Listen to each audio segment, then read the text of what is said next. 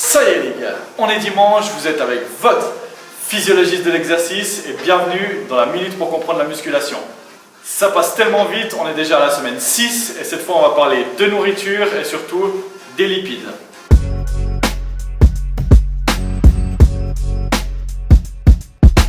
Alors ça y est, aujourd'hui on va parler des graisses, donc des lipides. Surtout savoir est-ce que ça fait grossir. Est-ce que ça fait grossir? Ouais. Justement, on se dit souvent gras, graisse, c'est très proche, donc en fait si on mange gras, on va grossir. Ouais. D'ailleurs c'est pour ça qu'on voit beaucoup d'aliments qui sont allégés en graisse, on voit du lait 0%, plein de produits laitiers 0%.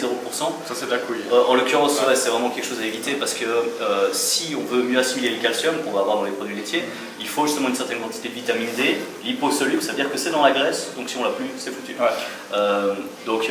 Ce qui fait grossir en fait, c'est d'avoir plus d'énergie que ce qu'on va dépenser.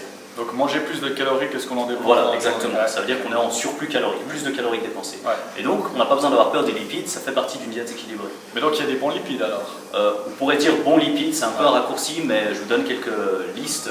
Vous pourriez avoir par exemple de l'avocat, tout ce qui est noix, etc., l'huile d'olive, tout ça on pourrait dire quand même que c'est des bons lipides, effectivement. D'accord.